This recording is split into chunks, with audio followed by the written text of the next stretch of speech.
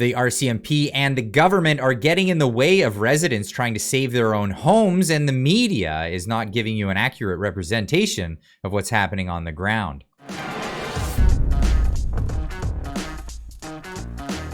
Heading off to Kelowna and Shuswap area, where there's the giant wildfires happening right now in British Columbia, and people are trying to fight for their homes. A state of emergency has been declared here in British Columbia because of these wildfires, but residents don't want to rely on just, let's just hope the government comes in and saves our property and our homes.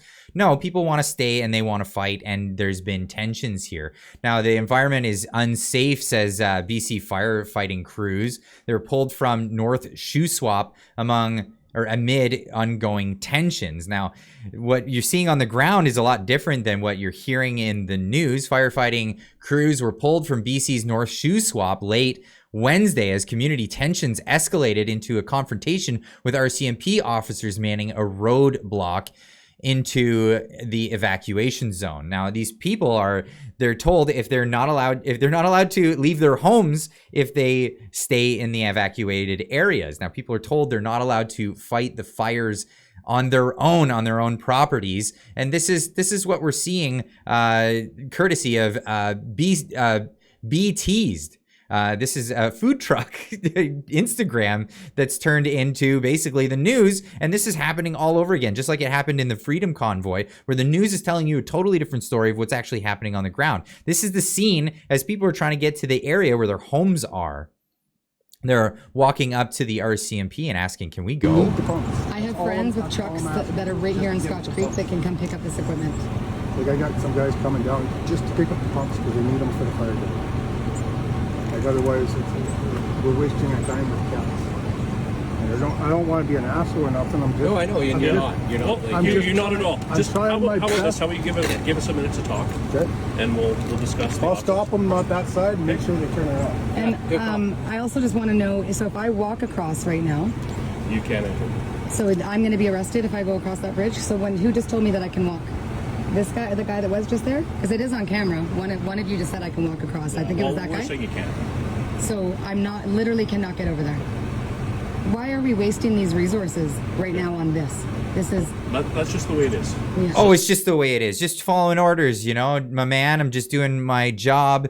This is the way it works here now in Canada. We've been seeing this for far too long. But people are trying to save their homes in this region when firefighters are stretched thin and the budgets aren't there. We're going to get into that later in the video, so stay tuned.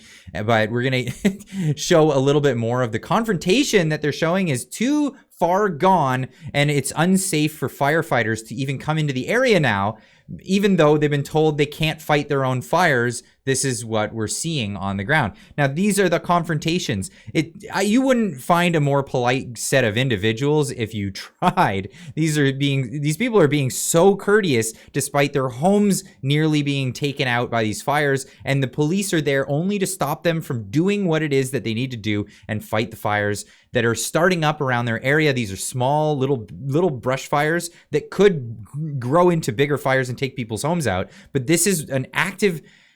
They're counterintuitive here. All of the bush that behind, where if there is a fire that happens and it comes straight to my place, like, you don't understand. Like, yeah, save your house, but when that bush is behind and I can run out there with a shovel and buckets of water and put out 30 spot fires in a day, when I save that old lady's house, I can save 10 she's gonna burn down and possibly be in the way of wildfires or other firefighting opportunities. There is nobody out here besides us. Nobody going out there to help me do that. Like, I've been doing this all day. I've been going back there putting out spot fires with a shovel and buckets of water, which is gone now, and I understand it's not there. They have to move it around to other places. That's probably what saved my house, was that structural protection, and I am so thankful for that. But there is still 100 spot fires burning over this whole community right now, and that's and I know your job sucks right now. Your job job really sucks right now. My job But is my job. I know it is. Just doing my job. This is so, the guy's being so courteous, just saying, you know, I feel for you. You got to do your job,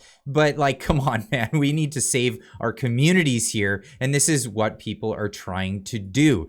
Now, the Toronto Star writing stories all the way from Toronto, saying BC fire crews temporarily pulled out as protests tried to overwhelm the RCMP blockade. Really? Is that what's really going down there in Shuswap as people are trying to save their houses and people are trying to get through with trucks? You know, you understand these people, they have these big tanks on their back of their trucks with pumps. They're prepared. They're ready to go. It's their own equipment. They just need to get water. And what's happening? Well, they're shutting off the water supplies in these areas. And we're going to get into that because there's some footage of that. I will just show the footage right now.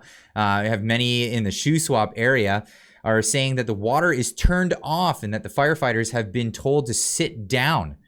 Well, this person will have a woman on today at 12:30 to talk more about this, but let's look at the video of what's happening here. They're trying to fill up.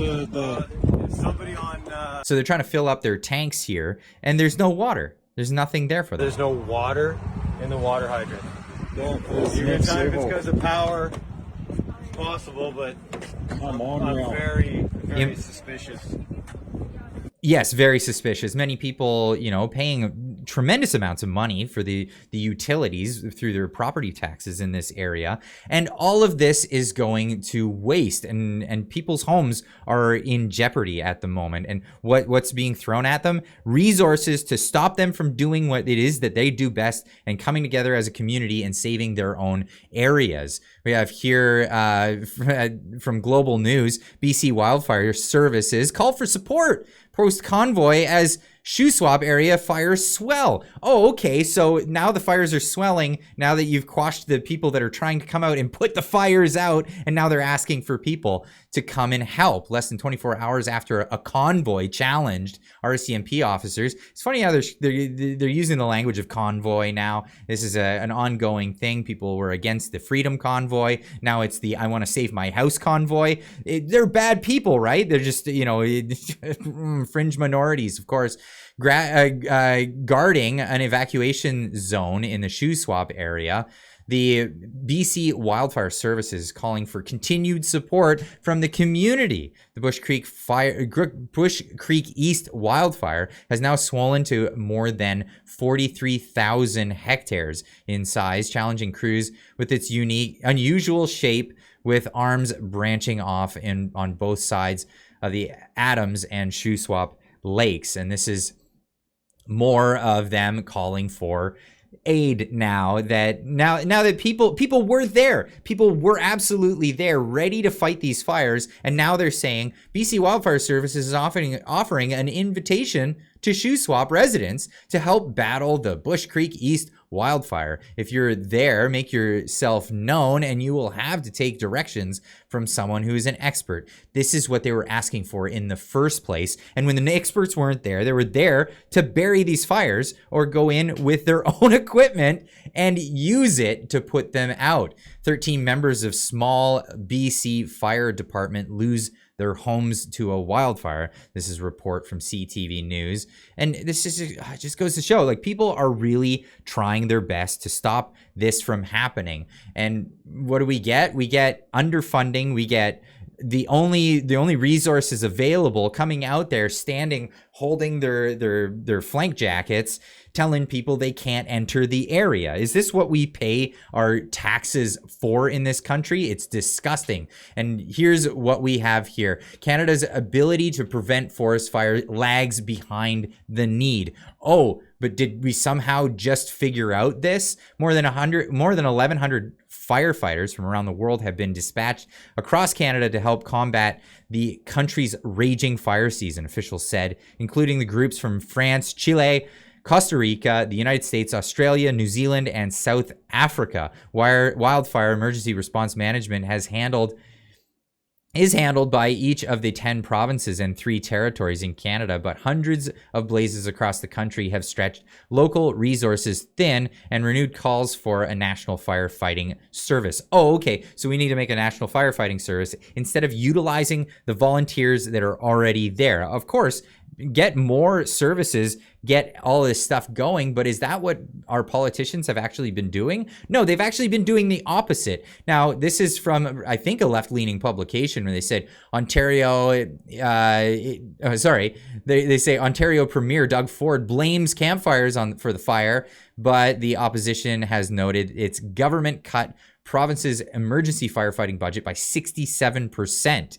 For $142.2 million in 2019. It never restored the funding. So that was Doug Ford. Ontario is not alone. In Alberta, cuts have been similar. The UCP government cut wildfire budget from $130 million in 2018-2019 to $100 million this year. Now, okay, that's still $100 million. Where are we in British Columbia? British Columbia is normally left-wing, New Democratic Party. Of course, left-wing publication would say normally left-wing. This is very left-wing to spend lots of money. Don't worry about that. And under-budget everything. Or just throw money at whatever. But here we are. Government has been remiss in wildfire preparation. Although the government has spent $801 million fighting forest fires in 2021 summer wildfire emergency, this year the NDP budgeted only $32 million for the permanent service. Now, this is something that the NDP have been crying about, the Liberals as well. I guess Doug Ford, I don't know what he's on. We still need these services. These are the crucial services. If you're going to cut stuff, let's cut this wild spending that you're spending everywhere else, including stuff that's going out to the Ukraine. Now, what is it? We're having an emergency here. They've declared a state of emergency in British Columbia. Now, these politicians are always crying about climate change. Climate change this, climate change that. Don't you think that if this is what they're worried about, that this is what they'd be throwing the funding at first and foremost? We have here CTV News saying heat wave and dry winds are causing extreme fire behavior. BC Wildfire Services. This has all been all over the news, that we need to raise more money. We need more money to, combat climate change. And they're saying, these aren't my words, this is them saying that this is due to climate change. If this is due to climate change, then all that money that's coming in for climate change, new taxation methods should all be going towards this, but it's not. It's being cut by every single one of these politicians that's raising money for this. Watch, a Canadian fire service worker captured a rare phenomenon while battling wildfires in British Columbia, a fire whirl or a fire tornado. This is a tornado that was caught just out of Gun Lake.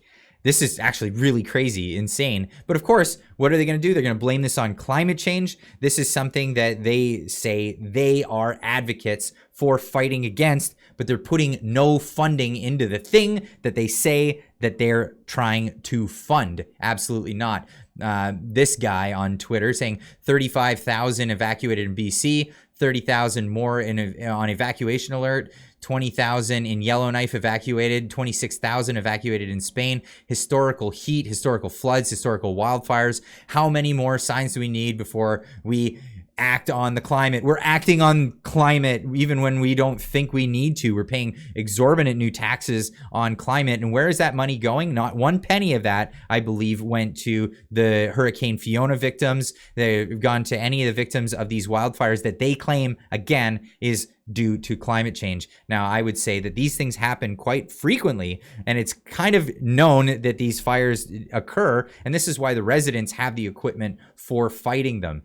It kind of gives that away, does it not? But this is the deal here in British Columbia, and why are the police stopping from people from going? We have here, again, be teased, putting out a big thank you, and then also saying that people are being stopped by the police here on Instagram. By the way, I tried to reach out to Be Teased. If anybody knows her, please tell her I messaged her on Instagram. Get that message back. I would love to pull her on the show and let her tell her story about what's actually happening on the ground there. But here she is in her video. This is about as raw and real Sharon that you will probably ever see. been a very emotional day over here, and we are trying to feed people, and have now we've now been locked to our houses and have all these supplies and resources sitting here, and we're not able to go anywhere. We have RCMP and conservation everywhere right now. They're monitoring my driveway. They're not letting us deliver food to anybody. So we've had so many locals just here in Scotch Creek. I don't know what Solista and Lee Creek are looking like right now, but it's pretty brutal. I do want to thank everybody for everyone's love and support, and you know, boat deliveries and truck deliveries, and we have enough stuff now, and I thank you guys all so much. We don't need any more supplies at this time. I feel like I really need to stress that I wanted to thank Captain's Village, which I did a live show video last night that I forgot to press. I'll leave a link in the description down below. You can go check out her channel on Instagram and see all of the things that she's saying now. But again, if anybody knows her, have her check her DMs and reach out to me, and then we can have her on the show, talk about this, exactly what's going on, reach a broader audience so the rest of Canadians can see what's actually happening there. Anyway, I'd love to hear what you guys have to say in the comment section down below. Leave a comment and tell me what you think about what's going on. This is eerily reminiscent of the news coverage that came from the Freedom Convoy, telling people what the local residents were doing, or the local people that were going to the Freedom Convoy, painting them as in a different light than they actually were. So I'm, of course, very skeptical of what the news media has to say. Anyway, leave a comment in the comment section down below. Let me know what you think, and we'll see you in the next one. Keep on trucking.